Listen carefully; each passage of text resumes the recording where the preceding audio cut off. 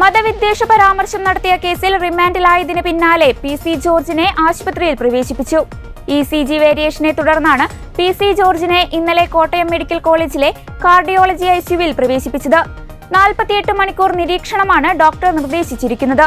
നിലവിൽ അദ്ദേഹത്തിന്റെ ആരോഗ്യം തൃപ്തികരമാണെന്ന് അധികൃതർ അറിയിച്ചു. ആരോഗ്യനില മെച്ചപ്പെട്ടതിനു ശേഷം പി.സി. ജോർജിനെ ജയിലിലേക്ക് മാറ്റുന്ന കാര്യത്തിൽ അന്തിമ തീരുമാനത്തിലെത്തും. അതേസമയം അടുത്ത ദിവസം അദ്ദേഹം വീണ്ടും ജാമ്യാപേക്ഷ നൽകും.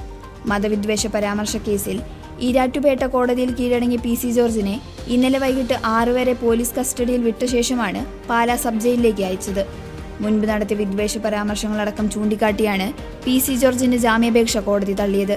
പാലാ സബ് ജയിലിലേക്ക് കൊണ്ടുപോകുന്നതിന് മുൻപ് വൈദ്യപരിശോധനയ്ക്കായി കോട്ടയം മെഡിക്കൽ കോളേജിൽ എത്തിച്ചപ്പോഴാണ് അദ്ദേഹത്തിന് ഇ.സി.ജിയിൽ വേരിയേഷൻ കണ്ടെത്തിയത്.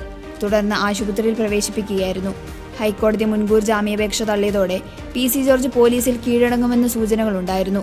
ഇതുപ്രകാരം പോലീസ് സ്റ്റേഷൻ പരിസരത്തും പി.സി. ജോർജിന്റെ വീട്ടുപരിസരത്തും പോലീസും ബി.ജെ.പി. പ്രവർത്തകരും നിറഞ്ഞിരുന്നു. അതിനിടയിൽ രാവിലെ 10:50 പി.സി. ജോർജ് കോടതിയിൽ കീഴടങ്ങിയത്.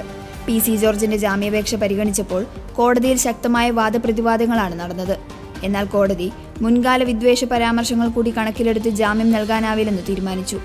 വൈദ്യപരിശോധനയ്ക്ക് ശേഷം പോലീസ് സ്റ്റേഷനിലെത്തിച്ചതിന് പിന്നാലെയാണ് പി.സി. ജോർജിന്റെ ജാമ്യാപേക്ഷ തള്ളി 14 ദിവസത്തേക്ക് റിമാൻഡ് ചെയ്തുള്ള കോടതി ഉത്തരവ് വന്നത്.